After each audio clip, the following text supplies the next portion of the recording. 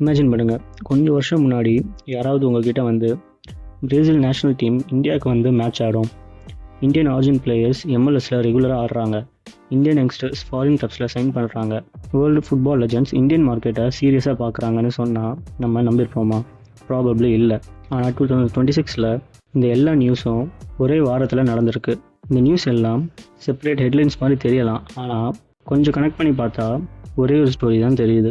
World football slowly இந்தியாவை notice பண்ண ஆரம்பிச்சிருச்சு. ஆனால் ஒரு கொஸ்டின், இந்தியா இதுக்கு ரெடியாக இருக்கா? ஃபர்ஸ்ட் ஒரு எக்ஸைட்டிங் நியூஸை பற்றி பேசலாம். Brazil national team September October FIFA விண்டோவில் இந்தியாவுக்கு வருது.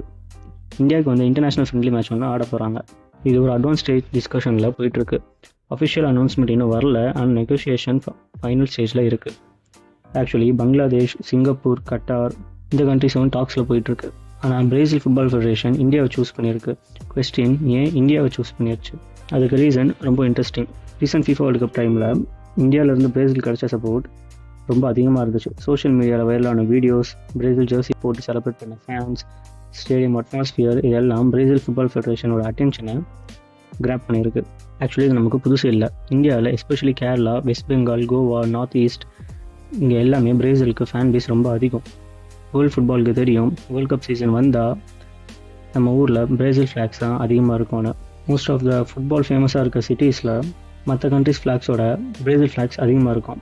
ஸோ பிரேசில் இந்தியாவுக்கு வர டிசைட் பண்ணது ஜஸ்ட் ஃபுட்பால் குவாலிட்டிக்காக மட்டும் இல்லை, ஃபுட்பால் பேஷனுக்காகவும் சேர்த்து தான்.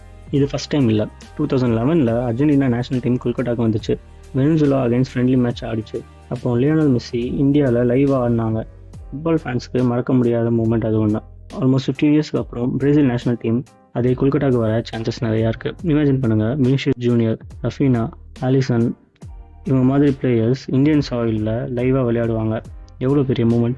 ஆப்போனண்ட் இன்னும் கன்ஃபார்ம் ஆகலை. இந்தியா ஆல்மோஸ்ட் டெஃபினெட்லி ஆடுறது கஷ்டம். பிகாஸ் அதே FIFA விண்டோவில் இந்தியா ஏஷியன் கப் குவாலிஃபயர்ஸ்க்கு ப்ளே பண்ண போகிறாங்க. அதனால் ப்ராபப்ளி மேபி வேறு ஒரு ஏஷியன் டீமுக்கு அகேன்ஸ்டாக பிரேசில் ஆடலாம்.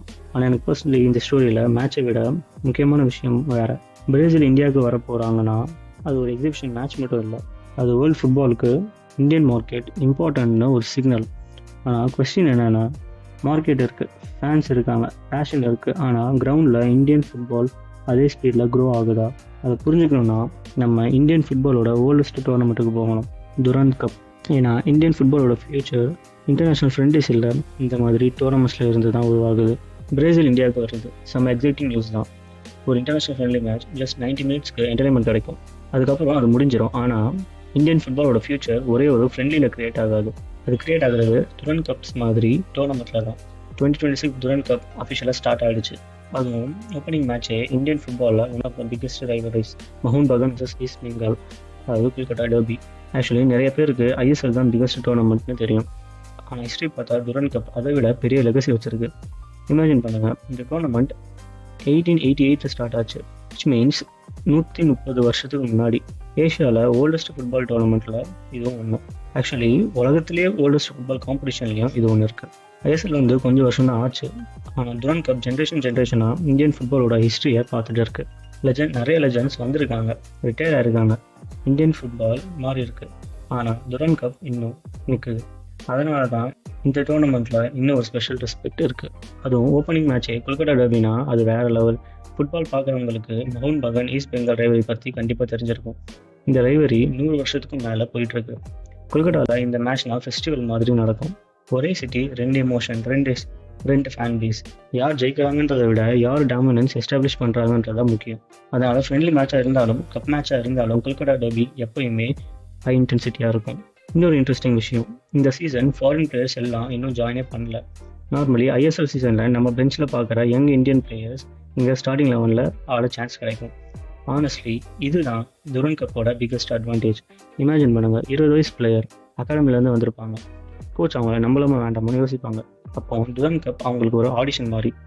ஒரு நல்ல பர்ஃபார்மன்ஸ், ஒரு நல்ல அசிஸ்ட், ஒரு நல்ல கோல், ஒரு சாலிட் டிஃபென்ஸ் போதும் கோச் அட்டென்ஷனை கிராப் பண்ணுறதுக்கு. அப்புறம் ISL ரெகுலர் கேம் ஆட சான்ஸ் கிடைக்கும். அதனால் இந்த டோர்னமெண்ட் ட்ராஃபிக் மட்டும் இல்லை, கரியர் கிரியேட் பண்ணுறதுக்கும் ரொம்ப இம்பார்ட்டண்ட். ஆக்சுவலி நம்ம எல்லாரும் இந்தியன் ஃபுட்பால் இம்ப்ரூவ் ஆகணும்னு பேசுவோம், ஆனால் இம்ப்ரூவ் ஆகணும்னா யங் பிளேயர்ஸ்க்கு மேட்ச் எக்ஸ்பீரியன்ஸ் வேணும், ப்ரெஷர் எக்ஸ்பீரியன்ஸ் வேணும், பெரிய க்ரௌட் முன்னாடி ஆடணும். அப்போ தான் அவங்களுக்கு கான்ஃபிடென்ஸ் வளரும். இந்த மாதிரி டோர்னமெண்ட்ஸில் தான் அது கிடைக்கும். பிரேசில் இந்தியாவுக்கு வர்றது செம்ம எக்ஸைட்டிங்கான நியூஸ். ஆனால் துரன் கப் அதை விட முக்கியம். ஏன்னா பிரேசில் பிளேயர்ஸ் இந்தியாவுக்கு ஒரு நாள் தான் வராங்க.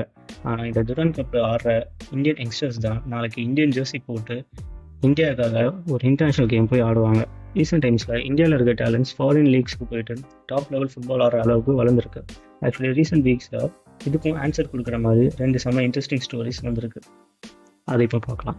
கொஞ்சம் வருஷம் முன்னாடி இந்தியன் ஃபுட்பால் ஃபேன்ஸ் கிட்ட ஒரு காமன் கம்ப்ளைண்ட்ஸ் இருந்துச்சு. நம்ம பிளேயர்ஸ் யாருமே ஃபாரின் லீக்ல ஆட மாட்டுறாங்கன்னு. யூரோப் ஃபுட்பால் ரொம்ப தூரமாக இருக்குது, டாப் லீக்கு இந்தியன் பிளேயர்ஸ் போகவே முடியாதுன்னு. ஆனஸ்ட்லி இதில் கொஞ்சம் உண்மையும் இருக்குது. நம்ம நேஷனல் டீம் பிளேயர்ஸ் மோஸ்ட்லி இந்தியாவில் தான் விளையாடுறாங்க. ஃபாரின் லீக்கு மூவ் பண்ணுறது ரொம்ப ரேர். ஆனால் கொஞ்சம் கொஞ்சமாக அந்த ஸ்டோரி மாறிட்டு இருக்கு. ரீசெண்ட் வீக்ஸில் 2-3 செம்ம இன்ட்ரெஸ்டிங் டெவலப்மெண்ட் கிடச்சிது. 2-3 இன்ட்ரெஸ்டிங் டெவலப்மெண்ட் நடந்துச்சு. அது இந்தியன் ஃபுட்பால் ஃபியூச்சருக்கு நல்ல சைன். 23 வயசில் இருக்க Tarun Karumanchi, Indian origin player, recently எம்எல்எஸ்ல கொலம்பஸ் க்ரூவுக்கு அஃபிஷியலி டெபியூட் பண்ணியிருக்காங்க. டெபியூட் மேட்ச்சில் 63 மினிட்ஸ் ஃபுல்லாக ஆடியிருக்காங்க. சாலிட் பெர்ஃபார்மன்ஸும் கொடுத்துருக்காங்க. அதுவும் எம்எல்எஸ்னா நார்த் அமெரிக்காவோட பிகஸ்ட் ஃபுட்பால் லீக். லியோனல் மெஸ்ஸியோட இன்டர் மியாமி அங்கே தான் ஆடிட்டு இருக்கு. ஒன்றும் நல்ல டீம்ஸ்னு பார்த்தா கொலம்பஸ் க்ரூ ஈஸ்டர்ன் கான்ஃபரன்ஸில் ஸ்ட்ராங் கிளப்ஸில் ஒன்று. இது மட்டும் இல்லை, கொஞ்ச நாள் முன்னாடி Jeevan Badwal, Indian origin youngster, Vancouver White கேப்ஸ்க்கு செம்ம பர்ஃபார்மன்ஸ் கொடுத்துருக்காங்க. Goals, assist, regular game time எல்லாமே இருக்குது. வேன்குவர் வெஸ்டர்ன் கான்ஃபரன்ஸில் டாப் டீம்ஸில் ஒன்று. இமேஜின் பண்ணுங்கள், ஒரு சைடு மெஸ்ஸி எம்எல்எஸில் ஆடுறாங்க, இன்னொரு சைடு இந்தியன் ஆரிஜின் யங்ஸ்டர் அதே லீகில் அவங்களும் ஆடுறாங்க. இது நம்ம ஃபுட்பாலுக்கு சின்ன நியூஸ் இல்லை. ஆக்சுவலி கொஸ்டின் என்னன்னா, இந்தியன் ஆரிஜின் பிளேயர்ஸ் ஃபாரின் லீகில் ஆடினா நமக்கு என்ன பெனிஃபிட்?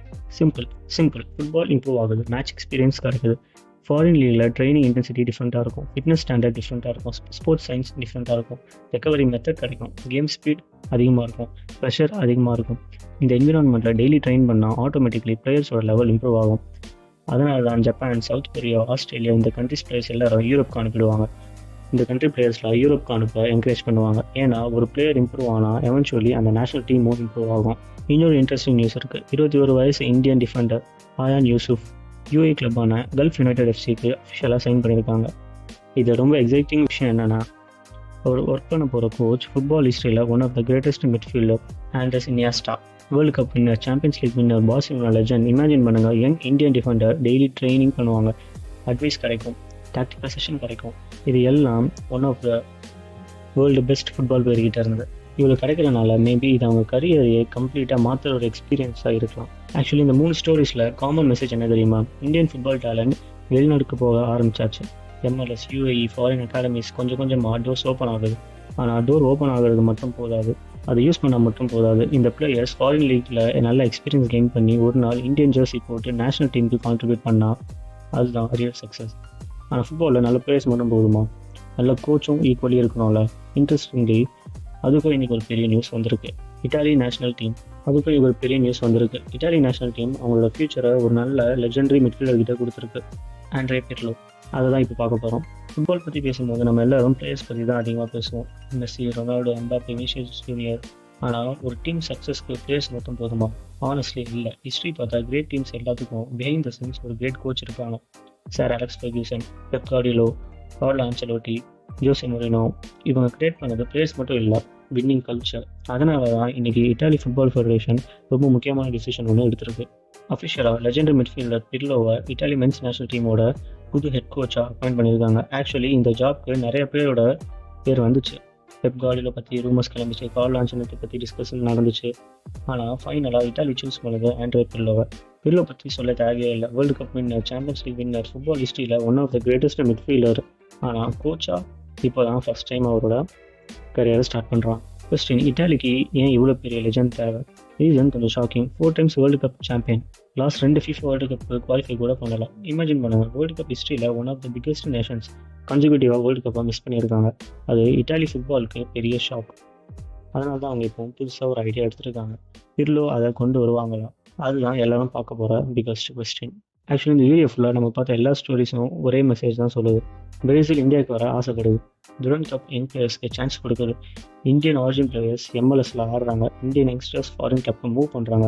இப்போ இட்டாலி நேஷனல் டீம் ரீபில்ட் பண்ண லெஜண்ட் கோச் இட்டாலி நேஷனல் டீமை ரீபில்ட் பண்ண லெஜண்ட் கோச்சை ட்ரஸ்ட் பண்ணுது. நோட்டீஸ் பண்ணுங்கள், சக்ஸஸ்க்கு ஒரே ஒரு மேஜிக்